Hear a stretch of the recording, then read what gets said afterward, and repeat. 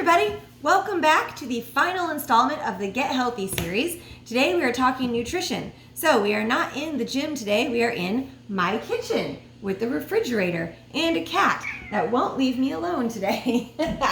All right, so first things first, I need to tell you, I am a certified personal trainer and I am a former health coach. And looking at those two occupations, my scope of practice as far as talking about nutrition is fairly basic. So when you become a certified personal trainer, you take that exam, you study everything you need to know, you also have the understanding that even if I had studied nutrition somewhere else, if I don't have a certification in nutrition, my scope of practice allows me to basically do 2 or 3 things. Okay, first of all, I can tell you that 3,500 calories equals 1 pound. So the big thing that everybody looks on when they're trying to lose weight and get healthier is, well, if I just reduce my intake by 3,500 calories, I'll lose weight. Yes. In theory, this is true. Yes. And I can tell you about that. And we can look at what you're eating and we can look at if you sit down and you track what you're eating, we can figure out where we can reduce those calories. About 35 to 5,000 calories a week is going to give you about 1 pound to 1.5 pounds weight loss per week if you can stick to it and you don't change anything else. All you're doing is changing that amount of calories in your diet. It will work. However, there's a lot of other factors that go into it as well, and there's a lot of other just very intricate individualization that I as a personal trainer cannot speak on. The other thing I can do is I can talk about, we can look at how much protein you're eating, and I can kind of give you general guidelines on how much protein is needed based on your level of exercise, which as your trainer I should know, and also give you guidance as far as portion sizes, serving sizes, about how much fruit and vegetables you should be eating. We kind of look at dairy. It's all very, very basic information. So if you're looking for more specific information, this is not going to be it. Also, no personal trainer is going to be able to give you basic information or more than basic information. So this is what I really want to impress upon you. If you are working with a trainer and they want you to get supplements and they want you to do these shakes and they think that you should have X amount of protein based on this time of day and this exercise and then do it all again, very specifically, that's outside their scope of practice. Ask them if they are a registered dietitian. Ask them if they are a nutritionist. If they are not, maybe get a new trainer because that's not within our scope of practice. Now, I do want you to stay tuned for this video though, because at the end, I'm going to give you the information of one of my friends who is a registered dietitian and knows her stuff and is amazing and is more than happy to help anybody out who is looking for that further information more than what I as your trainer or your YouTube trainer, whatever, can give you. All right, so all of that, now you understand my scope of practice. So let me kind of go into what I want to talk about. Now, I mentioned one thing we can do is look at 3,500 calories, reduce that in order to lose 1 pound. Same thing goes if you're trying to gain weight, just maybe eat a little bit more, try to get up to 3,500 more calories a week and try to gain 1 pound.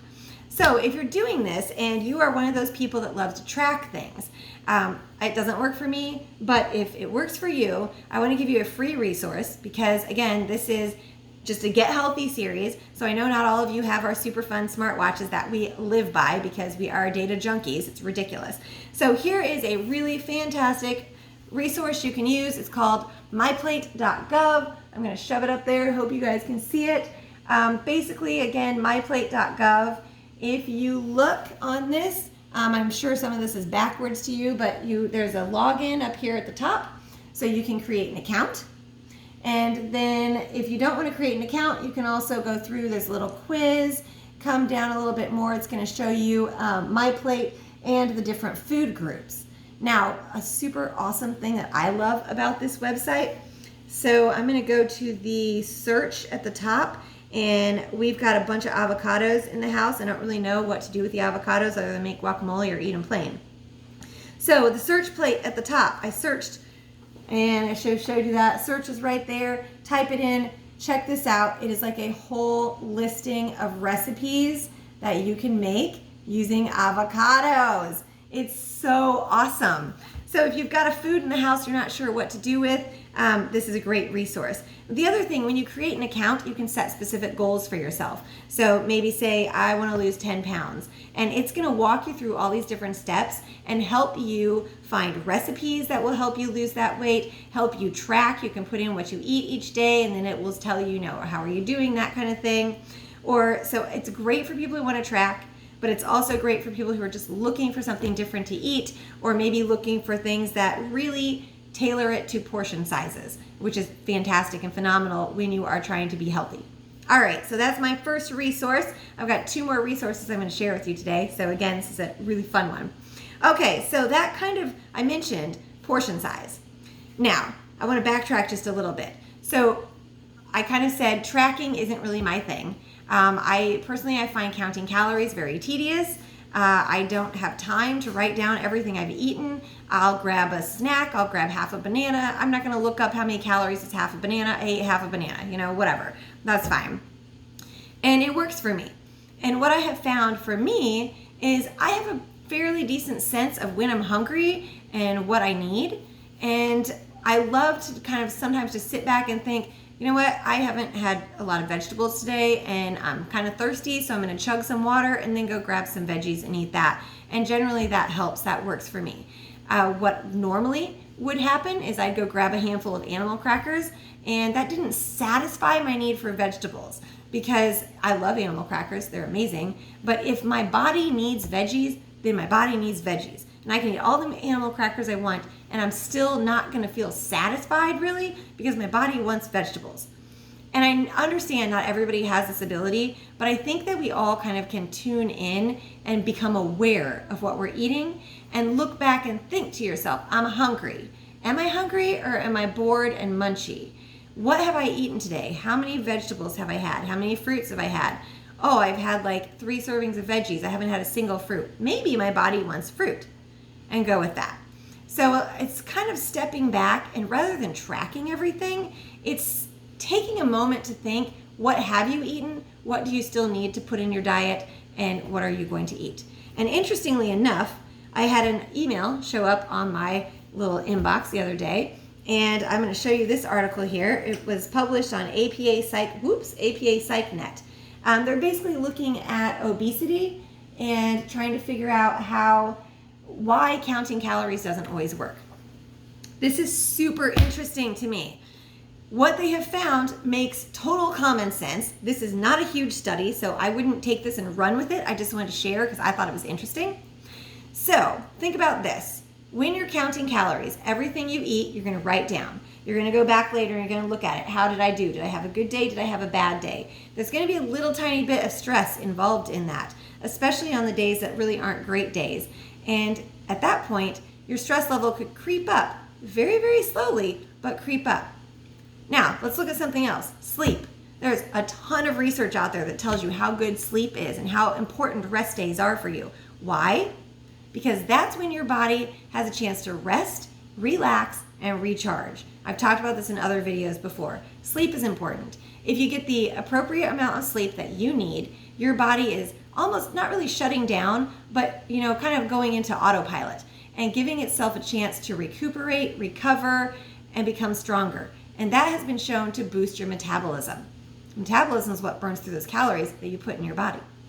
So, flip side of that, you're counting calories, your stress level is inching up. You don't even realize it because you think you're doing this really good thing, but bad days are like, oh, dang it, dial it back a bit. Let me write this down. Oh, I just ate that snack. I got to write it down. Stress keeps going up again. If sleep is good to boost metabolism, stress is going to be bad and drop metabolism.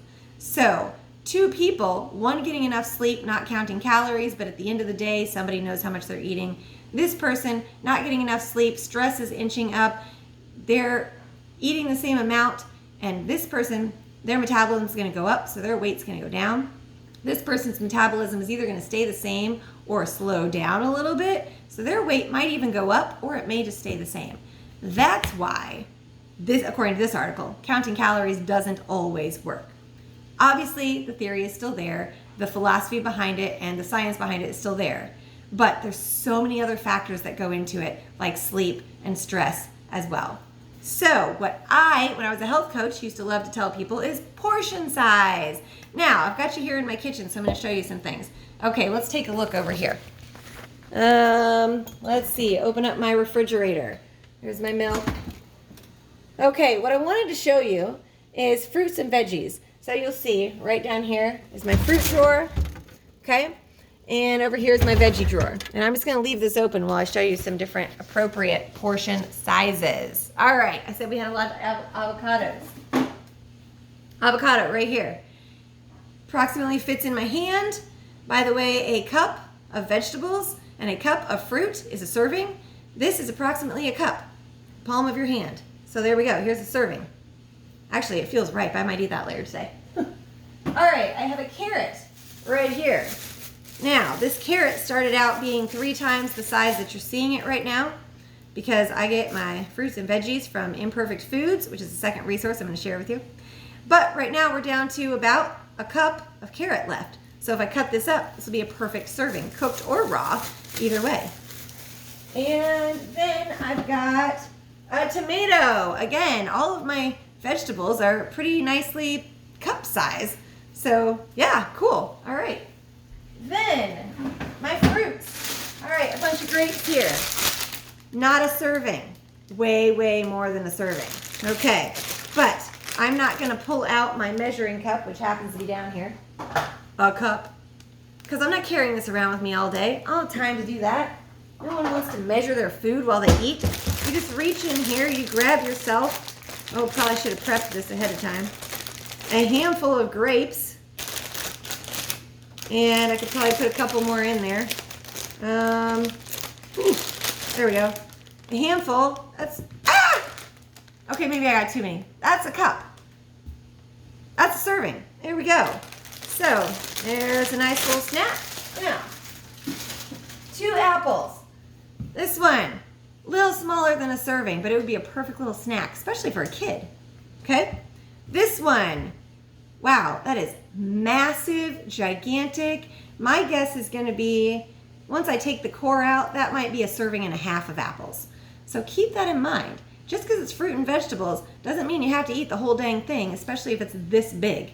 All right, so portion sizes. 5 servings of fruit and vegetables a day is recommended.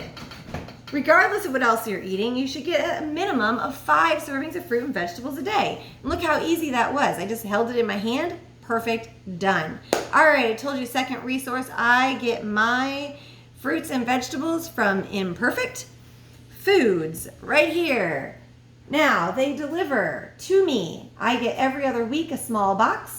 It is beautiful. I can pick what I want to get. If I forget to pick, they just send me fun surprises. It's so awesome. I love it. If you are interested in checking it out, please drop a comment down below and I can send you a coupon code for $10 off your first order. It is, I love it. I've been doing them for about a year. I look at it as kind of like adult Christmas, especially on weeks that I have forgotten what I ordered or that I even forgot to order. Whoopsie. So there we go. All right, last but not least, let me pull up this resource for you. So hold that thought. Okay, final resource. So I've given you basically my scope of practice from the standpoint of a personal trainer and a health coach. I've told you approximately how many servings of fruit and vegetables you need. I've told you to think back on your diet each time you go to eat. I've told you you can track calories if you want to, and I gave you a great resource for doing so. Now, I want to share with you one of my friends who is a registered dietitian. I met her at a wellness conference for personal trainers, and she was going to just be getting started, I think, as in school for registered dietitian. I don't know, Sam, correct me if I'm wrong, but this is her, and there she is. Her name is Sam. She is awesome. Her philosophy kind of goes along with some of what I've talked about as far as looking at what you've eaten for the day, looking at how you feel, what do you really need. It's basically called intuitive eating, and I love it. I love that completely. Again, she is a registered dietitian and an exercise physiologist, and she has her own company, AAA Wellness. It's a company focused on empowering people to live their best life through positive relationships with food and their bodies.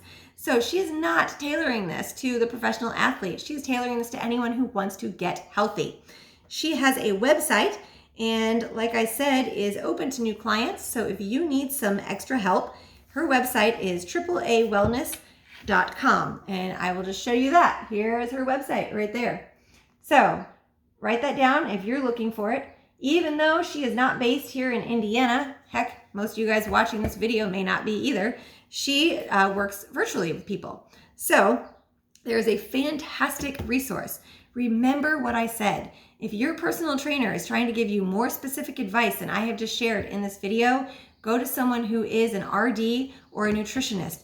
Reach out to my friend Sam if you want to. She's available to help you out. Look around in your community if you know other people, or ask for other referrals as well. Hopefully this Get Healthy series has helped you out. Hopefully you are drinking enough water, you've gotten enough sleep lately, you are moving more. That was a huge portion of this, is just move more. You've added a little bit of strength training, and you've learned a little bit about nutrition and how to keep it simple and healthy. If you've got other questions, drop them in the comments down below. Always feel free to reach out to me via email. It's jlo74@aol.com. Or of course, I'll answer any questions in the comments. Stay tuned, because you know there's going to be more videos coming. And of course, subscribe if you haven't subscribed already, because subscribers are awesome and I love them. And I love all of you guys who watch and take this to heart. That's it. I'm looking at my list of things I wanted to talk about. Covered it all. The series is done. Everyone, get healthy, stay healthy, have fun, and I'll see you all soon. Bye!